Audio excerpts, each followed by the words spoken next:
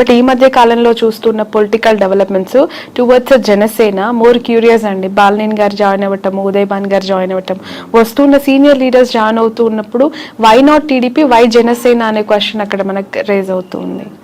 అంటే అక్కడ ఉన్నటువంటి సమీకరణాలు బట్టి ఫ్యూచర్లో ఇదైతే బాగుంటుంది కదా, అక్కడ ఉన్న క్యాస్ట్ ఈక్వేషన్స్ అన్ని పెట్టి జాయిన్ అవుతారండి. ఇంతకుముందు బాలినేని గారు కూడా ఇప్పుడు అంతకుముందు టీడీపీ నుంచి ఆఫర్ వచ్చింది, లేదా జనసేన నుంచి ఆఫర్ వచ్చి ఉండొచ్చు, లేదా ఇప్పుడు అయిపోయిన తర్వాత ఇప్పుడు ఆల్రెడీ టీడీపీ నుంచి వాళ్ళు క్యాండిడేట్ ఉన్నారు కదా, గెలుచున్నారు కదా, మన నెక్స్ట్ జనసేనకి అయితే బాగుంటుందని లోకల్ సమీకరణాలు పట్టుకొని ఆ డిసిషన్ తీసుకుంటా ఉంటారు ఎనీ ఎమ్మెల్యే. బట్ ఈ జాయినింగ్స్ అనేవి ఈ టూ పార్టీస్ మధ్య ఏమి క్లాషెస్ కి దారితీయదా మోర్? అంటే ఎందుకంటే ఆల్రెడీ ఒక పెద్ద పార్టీ ఇద్దరికి ఒక అండర్స్టాండింగ్ ఏంటంటే అండి, ఇప్పుడు మీకు ఇందాక వైఫ్ అండ్ హస్బెండ్ ఎగ్జాంపుల్ ఏంటంటే, మీకు ఒక పిల్లలు, అందుకే మీకు కామన్ గోల్ ఎక్కువ ఉంటుంది. At the same time me individual మీకు కొన్ని లక్ష్యాలు ఉంటాయి, మీకు ఆయనకు ఎక్కువ లక్ష్యాలు ఉన్నట్టు. ఇక్కడ ఏమవుతుందంటే ఆబ్వియస్లీ రేపొద్దున నా పార్టీ బలోపేతం చేసుకోవాలని ఇరు పార్టీలకి ఉంటుంది, ఇరు పార్టీ లీడర్లకి ఉంటుంది. సో ప్యారల్గా ఒకటి మీకు తెలిసినా ఒకటి తెలియకపోయినా రెండు పార్టీలు తన పార్టీ బలోపేతం చేసుకోవాలని వర్క్ చేసుకుంటూ ఉంటాయి. దాంట్లో ఎటువంటి సందేహం లేదు. ఎన్నికలకి ముందు వైఎస్ఆర్సీపీ నుంచి చాలా మంచి లీడర్స్, సీనియర్ ఫైనాన్షియల్ స్ట్రెంగ్త్ ఉన్న లీడర్స్ ని వైసీపీ పోగొట్టుకుంది. అది ఎంతవరకు కారణం అనేది ఇప్పటికి కూడా వాళ్ళు తెలుసుకున్నారో లేదో తెలియదు, కానీ బాలినేని లాంటి సీనియర్ లీడర్స్ ఇప్పటికీ కూడా వెళ్ళిపోతూ ఉన్నారు. వాట్ ఈస్ వైసీపీ ఫ్యూచర్ అండి? వైఎస్ఆర్సీపీ భవితవ్యం అంటే ఇంతమంది 11 వచ్చినప్పటికీ కూడా కొంతమంది ఓడిపోయినా సీనియర్స్, ఇప్పుడు బొత్స గారు అవ్వచ్చు, పెద్దిరెడ్డి గారు అవ్వచ్చు, విజయసాయి రెడ్డి, ఇలాంటి పెద్ద సీనియర్ లీడర్స్ ఉన్నారు. సో ఎలా ఉండబోతుందంటారు ఫ్యూచర్, ఆ పార్టీ భవిష్యత్? అంటే ఎనీ పార్టీ అండి, నాట్ ఓన్లీ వైఎస్ఆర్సీపీ, ఎనీ పార్టీలో లీడర్స్ పోతుంటారు. ఇప్పుడు టీడీపీ నుంచి కూడా చాలా మంది వైఎస్ఆర్సీపీకి వెళ్ళినప్పుడు, లేదా ప్రజారాజ్యం నుంచి చాలా మంది మూవ్ అయ్యి ఉంటారు. పార్టీ మీరు స్ట్రక్చర్ అదే కాన్సెప్ట్ నిలబెట్టుకుని అదే ముందుకు వెళ్తూ ఉంటే లీడర్స్ వస్తుంటారు, పోతుంటారు, పార్టీలు ముందుకు వెళ్తూనే ఉంటాయి. బట్ మీరు అదే కాన్సెప్ట్ని, ఆ కాన్ఫిడెన్స్ని పీపుల్లో బిలీవ్ చేసేటట్టు ఉండగలిగితే టైం కొంచెం గడిచిన తర్వాత మీకు మళ్ళీ జనాలు నమ్మేదానికి ఆస్కారం ఉంటుంది. మీరు అసలు బిలీఫ్ సిస్టమే కోల్పోయారు అనుకోండి, లీడర్స్ మొత్తం 175 మంది యాస్టీజ్గా ఉన్నా కానీ ఏం గెలవలేవు. మీ సలహా ఏంటి? ఎవరికండి? 40% ఓట్ బ్యాంక్ వచ్చింది, 11 సీట్లే వచ్చాయి, అయినా ప్రతిపక్షంలో కూర్చున్నారు, ప్రతిపక్ష హోదానే లేదు అని చెప్పి మాట్లాడేవాడు. మీరు ఒక కేకే కన్సల్టెన్సీ నుంచి యాజ్ అ సీఈఓగా జగన్మోహన్ రెడ్డికి కావచ్చు, వైఎస్ఆర్సీపీకి కావచ్చు, వెళ్తాం అనుకునే లీడర్స్ కావచ్చు, వాట్ ఈస్ యువర్ అడ్వైస్? ఒక్కొక్క ఇండివిజువల్ ఎమ్మెల్యేకి ఒక్కొక్క నియోజకవర్గం బట్టి ఆబ్వియస్గా మేము ఇదే టెక్నికల్గా మేము ఇదే వాళ్ళ దగ్గర మనం చార్జ్ చేసి తీసుకొని అక్కడ వర్క్ చేసి సర్వే చేసి ఏది కరెక్ట్ ఉంటుంది, బాగుంటుంది, ఏది గెలిస్తే బాగుంటుంది అని చెప్తుంటాం. బట్ మీరు జనరలైజ్ స్టేట్మెంట్ అడుగుతున్నారు కాబట్టి ఇమీడియట్గా చెప్పలేదు. కొంతమంది ఏంటంటే అండి, నేను మళ్ళీ నెక్స్ట్ టైం గెలవాలి అనేది వస్తుంటారు. ఈ పార్టీ కాబట్టి ఏ పార్టీ అయినా గెలవాలి, నేను గెలిస్తే చాలు, ఏ పార్టీ అయినా పర్లేదు అది చెప్పండి అంటుంటారు. సో ఓవరాల్గా మీకు ఎక్కడైనా సరే ప్రజలు ఏం కోరుకుంటున్నారో ఆ ప్రజల పర్స్పెక్టివ్లో మీరు వర్క్ చేస్తున్న రెడీగా ఉందా లేదా, ఫ్యూచర్లో నాకు ఇక్కడ అవకాశం ఉంది అనుకుంటే రైట్. జనరలైజ్ స్టేట్మెంట్ చెప్పండి. అంటే జగన్ గారు ఏం చేస్తే ప్రతిపక్షంలో ఇంకా బెటర్ గా వాళ్ళు ఎవరైనా అంటే ఇప్పుడు వీళ్ళు సిట్టింగ్ అన్న అపోజిషన్ ఒకటే, దీంట్లో ఏం పెద్ద ప్రిన్సిపల్లో ఏం తేడా లేదు. దీంట్లో మనం చెప్పేది గ్రౌండ్ రియాలిటీలో ఎటువంటి ఇష్యూస్ ఉన్నాయి, ప్రజలకు ఎక్కడెక్కడ మద్దతు కావాలి, ఏ వర్గాలకి నేను నిలబడాలి, అన్ని వర్గాల్లో నేను నాయకుడిగా నేను నిలబడాలి. నేను కాదు, నేను లీడర్స్ కాదు. లీడర్ ఎప్పుడు ఇంకా గొప్ప లీడర్ అవుతా అంటే మీరు ఎంతోమంది లీడర్స్ని రకరకాల సెక్షన్స్లో తయారు చేసినప్పుడు గొప్ప లీడర్ అవుతారు. అది ఇప్పుడు నేను రిక్రూట్ చేసుకుంటున్నాను, ఇప్పుడు మేము ఇంట్రెస్ట్ చేస్తా ఉన్నాను. ప్రతి ఇంటర్వ్యూలో నేను చూసుకునేది అంశం ఏంటంటే, నాకంటే ఇతనికి లేదా అమ్మాయికి ఎక్కువ టాలెంట్ టెక్నికల్గా ఈ విషయంలో ఉందా, లేదా ఆల్రెడీ ఉన్న వాళ్ళకంటే ఎక్కువ టాలెంట్ ఉందా అని చూసుకొని లీడర్ అవుతాడు. నాకంటే ఎక్కువ టాలెంట్ ఉండకూడదు, నేనే లీడర్ ఉండాలి అనేది కంటే కూడా ప్రతి నియోజకవర్గంలో ప్రతి అంశంలో నాకంటే వాక్చాతుర్యంలో కానీ, మాట్లాడే విషయంలో కానీ, సబ్జెక్ట్ నాలెడ్జ్లో కానీ, మాట్లాడితే కరెక్ట్గా మాట్లాడే పర్సన్స్ కానీ, అంటే అపోజిషన్ కూడా చాలా టెక్నికల్గా మాట్లాడుతున్నాడు, చాలా రైట్ ఇతను, ఓన్లీ అరిచేసి ఏదో తిట్టేసినట్టు కాకుండా అలాగా టెక్నికల్ సబ్జెక్ట్ ఉండే లీడర్స్ని మీరు డెవలప్ చేయగలిగితే ఈ ఉన్న 4-5 సంవత్సరాల్లో మీరు మళ్ళీ గవర్నమెంట్ ఫామ్ చేయడానికో లేదా మీరు ముందుకు రావడానికో తేడా ఉంటుంది. కానీ ఇదే పద్ధతిలో వెళ్తే, ఇదే లైన్లో వెళ్తా ఉంటే మళ్ళీ మీకు కష్టమే. ఓకే. ఈ 2 తెలుగు స్టేట్స్లో ప్రాంతీయ పార్టీలకు ఎంతో కొంత కోర్ ఓట్ బ్యాంక్ని కైవసం చేసుకొని సస్టైన్ చేస్తున్న పార్టీస్ని మనం చూస్తూ ఉన్నాం. ఇక్కడంటే ఇప్పుడు కాంగ్రెస్ అధికారంలోకి వచ్చింది, అగైన్ అక్కడ మళ్ళీ ప్రాంతీయ పార్టీ, ఆఫ్కోర్స్ జాతీయ పార్టీ అయినప్పటికీ కూడా వాళ్ళు ప్రాంతీయ పార్టీగానే ఎస్టాబ్లిష్ అయ్యారు టీడీపీ.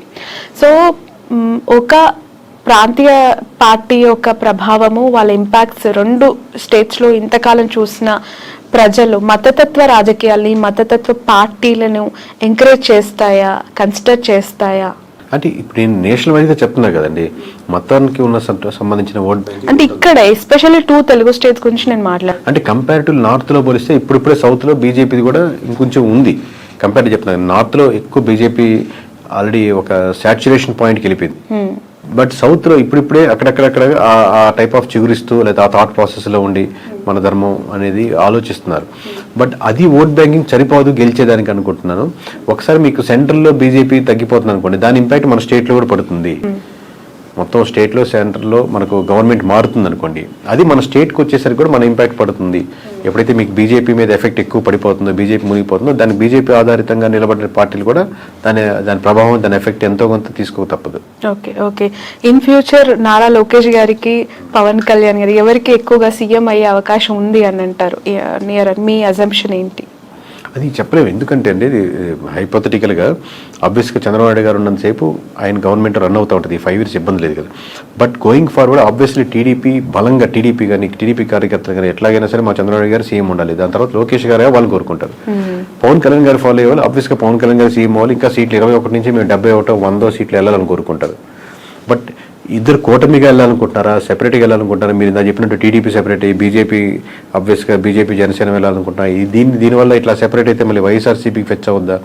ఎన్ ఫ్యాక్టర్ వేస్లో ఉన్నాయి కాబట్టి ఎవరి కార్యకర్తలు ఎవరు లీడర్ అవ్వాలనుకుంటారు. మాది ఏంటంటే ప్రజలు ఇప్పుడు ప్రస్తుతానికి ఏమనుకుంటున్నారు, ఎలా చేస్తే ప్రజలకు బాగుంటుంది. ఇంకా ఆబ్వియస్గా ఏపీ మన సొంత స్టేట్ కాబట్టి ఈ డెవలప్మెంట్లో మనం కూడా ఎందుకైనా భాగస్వామ్యం అయితే ఇది బాగుంటే బాగుంటుంది అని మనకు ఒక స్వార్థం కూడా ఉంటుంది మంది కాబట్టి. ప్రజలు ఏమనుకుంటున్నారు అనేది మీరు చెప్తానంటున్నారు. పిఠాపురం ప్రజలు ప్రస్తుతం ఏమనుకుంటున్నారు? పవన్ కళ్యాణ్ గారు ఎమ్మెల్యే అయ్యారు, డిప్యూటీ సీఎం అయ్యారు, ఒకసారి ఛాన్స్ ఇమ్మన్నారు, గెలిపిమ్మన్నారు, అవకాశం ఇచ్చేశారు. అన్ని ఆయనకు కావాల్సిన 21కి 21 కైవసం చేసేసారు. So towards Pawan Kalyan what is AP peoples high అయితే ఫస్ట్ ఆఫ్ ఆల్ ఉంటుందండి. ఆబ్వియస్గా అందరు పవన్ కళ్యాణ్ ఓట్లు వేసిన వాళ్ళు ఎవరైతే ఉన్నారో వాళ్ళకి ఆబ్వియస్గా మనం వేసిన పార్టీ గెలిచింది కాబట్టి ఒక హై ఉంటుంది. బట్ ఆ హై అలాగే కంటిన్యూ అవ్వాలంటే ఆ లోకల్ ఇష్యూస్ ఏదైతే ఉన్నాయో అడ్రస్ చేస్తూ మిగతా రోజుల్లో అది కాలువలు కావచ్చు, రోడ్స్ కావచ్చు, సమస్యలు కావచ్చు, అన్ఎంప్లాయ్మెంట్ కావచ్చు, చిన్న ఫ్యాక్టరీలు కావచ్చు, లోకల్ కుటీర సంస్థలు కావచ్చు, అక్కడికి వెళ్ళే చిన్న హాస్పిటల్స్ కావచ్చు, ఈ ఇష్యూస్ మీద కాన్సన్ట్రేట్ చేస్తే ఆ హైకి తగ్గట్టు రెస్పాన్స్ ఇంకా డెవలప్మెంట్ అవుతూ ఉంటుంది. ఒక పాయింట్ మీద అయితే చెప్పలేరా?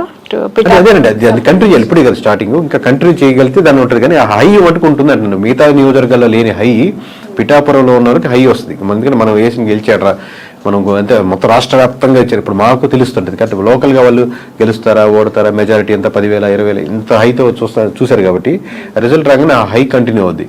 బట్ హై కంటిన్యూ అలాగే అవ్వాలి అంటే మీరు ఇష్యూస్ మీదే ఐడెంటిఫై చేసి వర్క్ చేయాలి. ఓకే సార్, మీకు ప్రెషర్ ఎంతవరకు ఉంటుంది ఈ సర్వీస్ అని చేస్తూ ఉన్నప్పుడు? ఎందుకనంటే ఒక ఇంటర్వ్యూ చేస్తే మాలాంటి వాళ్ళ మీదనే బురద జల్లే ప్రజలు, లేదంటే అలాంటి పీపుల్ మనం సొసైటీలో యాజ్ ఆఫ్ చూస్తూ ఉన్నాం.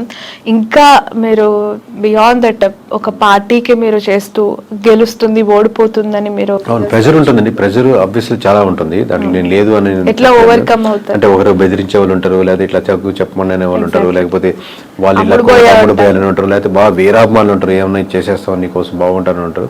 బట్ నేను మోస్ట్లీ నేను పరంగా కానీ నా కంపెనీ నేను ఎవరు ట్రై చేసేది మనం వీటికన్నిటికీ దూరంగా ఉందాం, మన పని మనం చేసుకుంటూ వెళ్దాం అని ట్రై చేస్తున్నాం. కానీ ప్రెజర్ అయితే విపరీతంగానే ఉంటుంది. లిక్కర్ పాలసీ ఇంపాక్ట్ ఎంత ఉందండి? ఆ గవర్నమెంట్ ఓడగొట్టడానికి, ఈ గవర్నమెంట్ గెలిపించడానికి అది మేజర్ ఇంపాక్ట్ అంటారా? 1% ఇప్పుడు అన్ని ఒక్కొక్క పర్సెంట్ యాడ్ చేసుకుంటా ఉన్నాం. అంటే వైఎస్ఆర్సీపీ నుంచి టీడీపీకి వచ్చిన ఓట్ బ్యాంకింగ్లో ఖచ్చితంగా ఒక 1% అయితే ఓట్ బ్యాంకింగ్ లిక్కర్ పర్స్పెక్ట్లో వచ్చిన ఓట్ బ్యాంకింగ్ ఉంటుందండి. ఇప్పుడు కొత్త పాలసీస్ ఇప్పుడే తీసుకున్నారు కాబట్టి అది ఇంప్లిమెంటేషన్ అయ్యి రేపు పొద్దున 1వ తారీఖు నుంచి రిజల్ట్ చూసి దాన్ని ఎలా ఉన్నాయని చెప్పగలుగుతాం. Right. Thank you so much అండి. Thanks a lot. సో మొత్తానికైతే ఫ్యూచర్లో రాహుల్ గాంధీని ప్రధానమంత్రిగా చూడొచ్చు అంటారా? అంటే ఇప్పుడున్న వేవ్ చూస్తుంటే మటు నార్త్లో అన్ని స్టేట్స్ ఓడిపోతున్నాయి కాబట్టి ఇలాగే వెళ్ళగలిగితే అది జరుగుతుంది. లేదు బీజేపీ రివైవ్ చేసుకుని మార్చుకోవాల్సిన అంశాలు మార్చుకుంటే మంచి పోటీ ఇవ్వగలుగుతుంది. బట్ ఛాన్సెస్ ఆర్ అలా 100% ఇప్పుడు చెప్తున్నాం కదా, ఆల్రెడీ అన్ని రాష్ట్రాల్లో బీజేపీ ఓడిపోతుందని చెప్తున్నాం కదా, ఇలాగే జరుగుతుంది. ఆబ్వియస్లీ కాంగ్రెస్కి ఉన్నటువంటి ఆప్షన్ అదే కాబట్టి ఆప్షన్ ఉంది మీరు అడిగిన దానికి. Okay right. Thank you so much అండి. ఇది కేకే గారితో స్పెషల్ ఇంటర్వ్యూ. That's all.